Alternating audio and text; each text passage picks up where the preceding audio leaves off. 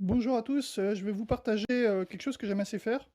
Donc c'est le tout premier montage d'un Elon Pipe, avant même d'avoir fabriqué les anches, c'est pour voir s'il n'y a pas une partie qui coince quelque part.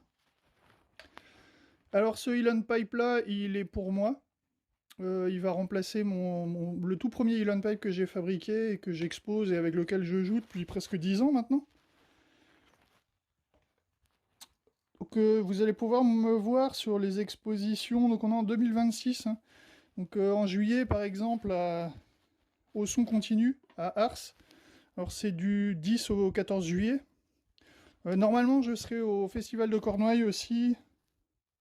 Ça c'est à valider, ça serait du 23 au 26.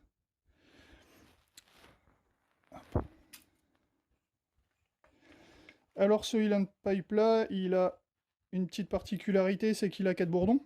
Donc le quatrième ici, c'est un bourdon quarte quinte. Donc on est en Ré, donc il va pouvoir jouer en Sol ou en La. Il a une clé pour pouvoir le démarrer indépendamment des trois autres qui vont être démarrés avec cette clé là.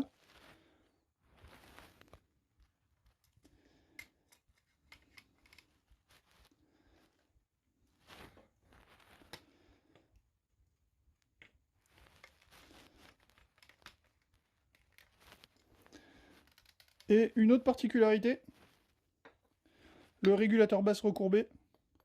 Donc ça c'est la nouveauté 2026. Hop. Donc voilà, mon nouveau Elan Pipe. Donc clé et bague en acier inoxydable.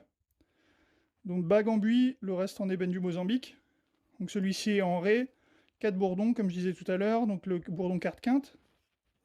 J'ai inversé, sûrement certains l'auront remarqué, le bourdon basse et baryton. Donc le basse c'est ici et le baryton est là. Ça a un avantage, c'est que ça évite que cette partie-là dépasse du régulateur basse. Donc c'est un peu plus confortable quand on joue et qu'on déplace le chanteur sur la jambe, ça évite de taper dans le bourdon basse. Ça m'a été soufflé par Jeff Wolf. Je le remercie au passage. Quand j'avais commencé à travailler sur ce système à 4 bourdons, donc inclus dans la souche, il m'avait dit que c'était pas mal de faire ça. Donc encore un merci à lui.